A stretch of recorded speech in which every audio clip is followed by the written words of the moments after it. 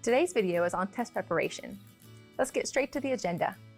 On the screen, you see a chart that has kind of a traditional what we call bell curve. Let's first focus on the left-hand side of the screen. Notice it says organizing your time. And then it has a phrase underneath it that says, how stressed out am I? Because let's be honest, we're all stressed right before the test.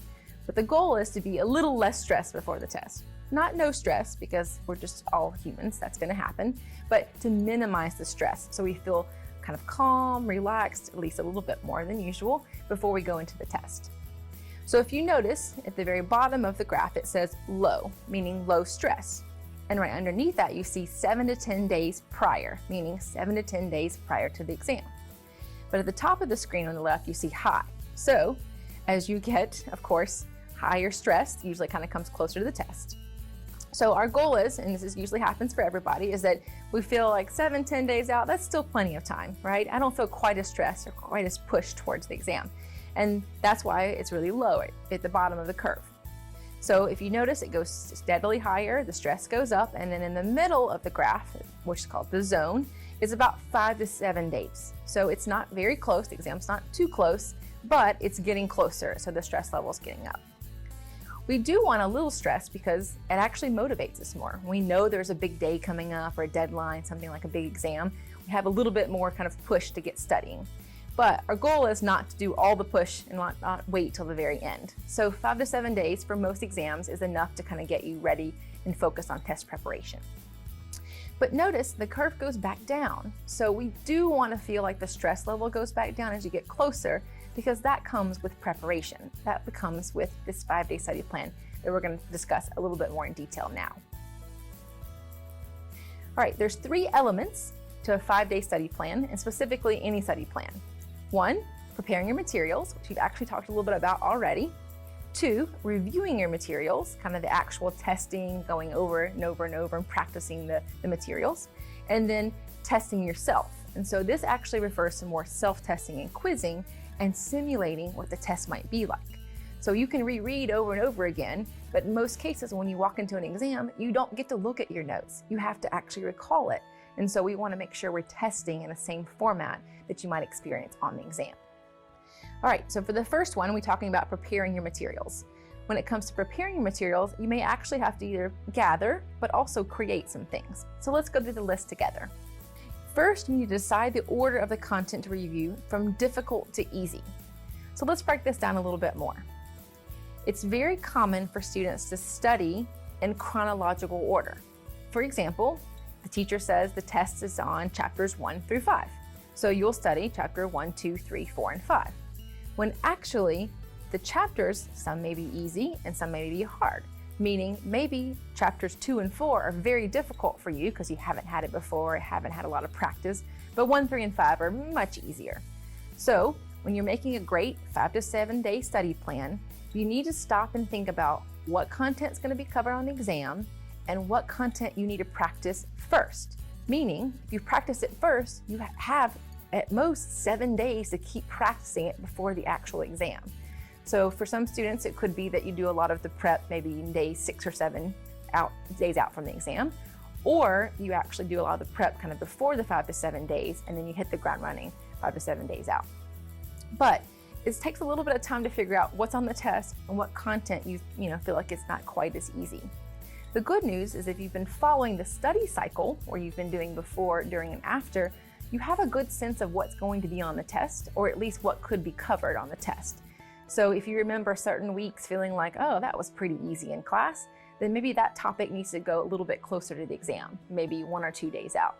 But if you've been reviewing and remember that week 3 of the material was really, really hard, then that one needs to go 5 to 7 days out. You also want to gather and create any study guides. So these are things that you actually make yourself, like maybe you make a Quizlet, or maybe you can find some practice problems from other students, something else online, or you use something the teachers provided. Please make sure that you look thoroughly on Canvas for any extra study aids before you ask the instructor or you feel like you have to create your own. Because some instructors are giving you those materials, they're just not maybe kind of out in the open. You have to go find them. You have to go out, look on Canvas, look for extra help. So I do put question and answer here because for some students it's really helpful to have like the full picture. right? Maybe some content's very easy, but sometimes you need some actual answers, some keys to go back and double check.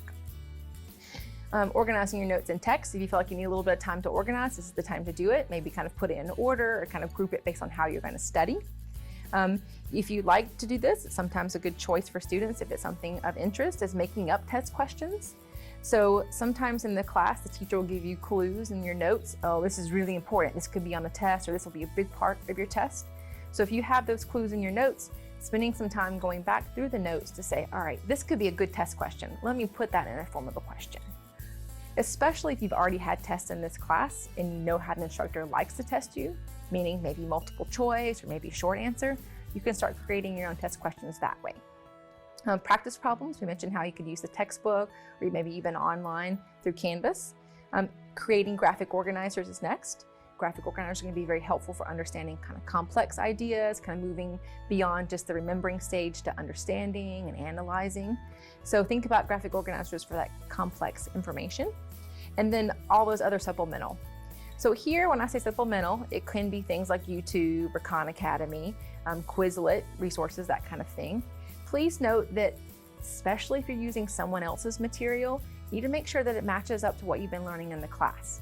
I'm not opposed to using online resources by any means, but making sure that you know what you need to know for the test and what is the right answer can help you match it up to what you're seeing online and really feel more prepared for the test. The most common question, especially in this category, that I get from students is, should I make my own Quizlet or should I use somebody else's? So I would first say, if you have the choice and the time and you're doing great on your time management, make your own Quizlet. You have control of the content and the information. You can feel confident that you're studying the right thing. However, there are a number of easy to find Quizlets for all your FSU classes, or at least most of them, online, so understand that. If you're using it as a secondary aid because you're already studying your own material, then they actually can be pretty helpful. For example, if you're reviewing someone else's Quizlet, it looks really great, it looks like it's got all the information, but you find something that's different than your answer or your notes, you need to go look up the answer and make sure you know it's right. Is their Quizlet right? Is your Quizlet right? And the fact that you have to look things up makes you more prepared for that content. You have to double check that you're right, that you know that you are 100% confident that you're going to be ready for that section on the test. Okay, so let's jump into the review section. All right, so notice at the top it says review your materials. Okay to peek, meaning this is the time where you want to practice on your own, see if you know it, but you may need to look at your notes. You may need to double check that you know what you're talking about or that you're getting the answers right when you're practicing. So in the first bullet, it refers to reread your notes or rewrite. Sometimes that's a good strategy. Going over study guides, study aids. For some students, this is re-reviewing, like reading. But anytime that you can actually do a little bit of reviewing on your own and then practicing with others, that's a good way to test and to check as well. Sometimes you think you know something well, maybe week to week, but then once you get to the actual kind of test preparation phase, you feel like you need to re-practice things or maybe relearn it. This is also the stage for doing that. Completing practice problems, maybe heavier in something like a math class or a science class. Try to do them on your own first, but then use the key if you need to check the answer. Quiz and study groups, especially if you have a few days left before the big exam. If you can kind of practice with a group, practice on your own, you have time for a little bit of everything. And then please follow up on things you don't understand. So if you're going over the difficult content first and you still have a number of days before the test, it's completely appropriate and strongly encouraged that you practice something and then go ask for help. This can be professor's office hours or TA. It can also be tutoring. Without that pressure of the test being tomorrow, you actually have time to practice the hard content early on and get it right instead of feeling stressed closer to the exam. And the last one is what we call test yourself or self-testing. You kind of see it in both ways. This is the one we say, do not peek. Don't look at the answer while you're trying to practice. This is where we simulate what it's like to be in the testing environment. So as much as possible, multiple choice, short answer, essay, maybe even online, that kind of thing. As much as you can, try to answer the questions you think will be on the test without looking at your notes, textbook, or any materials.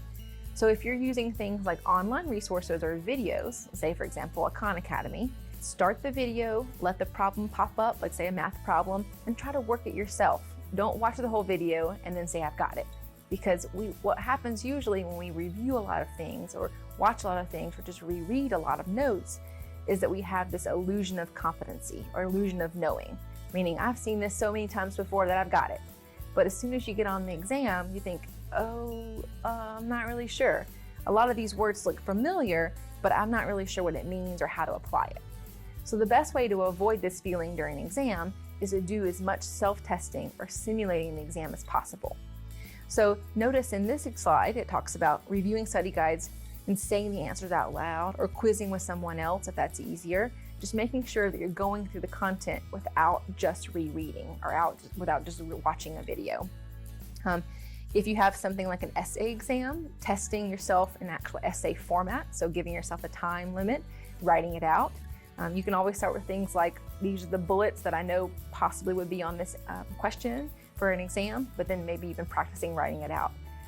I know some teachers like to give, let's say, 10 topics for an essay test, but they only pick 2 or only pick 3 or 4. So this is a good way to practice as well. Make sure you know all of them so you're ready to go. When it comes to working the practice problems, kind of mentioned before, try to, as much as possible, do the whole thing, start to finish, without looking at the answer. Try not to work backwards because that can create that illusion of competency. Oh, I know the answer, without actually going through every step on your own without the help. So just kind of want to reiterate, as much as possible, try to test and simulate the actual exam. So practice yourself in this format. All right, so speaking of that 5-day study plan, let's talk a little bit more about how it's organized. First, we have to divide our material into 3 main topics, somewhat equal portions. I know it's not always equal, especially if you have 3 sections, but you have 7 chapters. But remember, try to focus on divvying it up based on content that may be more difficult or that you need to practice more often, or content that goes together. Maybe the topics really relate well for these chapters versus other chapters. Day 1 is always that prep day. That's why I've spent so much time focusing on how to prepare to study, is that it's actually one of the most important days of studying. You don't want to feel like you're jumping in without any extra help or any extra plan. So prep day is when you identify, organize, and create, identifying resources, what strategies you're going to use, organizing your materials, textbooks, PowerPoints, notes, and then creating study guides, creating Quizlets, creating graphic organizers. So the bulk of your 5-day study plan, especially the review section, is going to fall under days 2, 3, and 4. And what I mean by 2, 3, and 4 is those are essentially the 4 days before the exam. So day 2 is 4 days out, day 3 is 3 days out, and day 4 is 2 days out. I know it's a little confusing, but think about just working backwards from the test day. So days 2, 3, and 4, as you see on the screen here, when it talks about how to organize the topics, that's the meat of your study time. That's when you're doing mostly reviewing, rereading, going through practice problems, going over study guides. But notice it's organized with both kind of an actual review of the topic and re-review of previous days. So for example, in day 2, you have reviewed topic 1, and that could be just one chapter or a couple different chapters, depending on how you're organizing it. But in day 3, you're going to review a whole new set of content, which is topic number 2, but you're also going to spend some time re-reviewing from day 2, which is topic 1. So for example, topic 1 is probably going to be the most difficult content. So on the day 3 of your study plan, you're going to have time to learn new content, but also practice the old content, stuff that you need some more time going over before the big exam. And then day 4, the third kind of round of content that you have to practice, but also time for reviewing day 2 content and day 3. Now, day 5 is kind of what I call the catch-all self-testing day.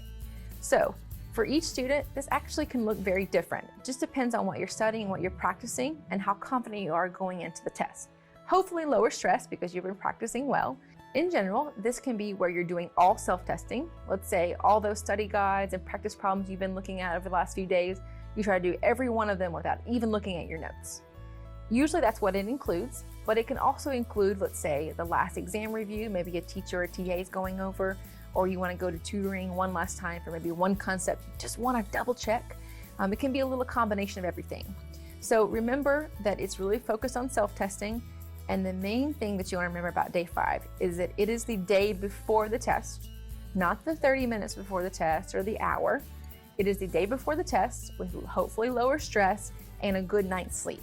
So if you're planning ahead and you're focusing on test preparation that 5 to 7 days out, you're doing the bulk of your studying a little bit earlier with less work closer to the test, kind of less of the time commitment, less of those all-nighters for sure.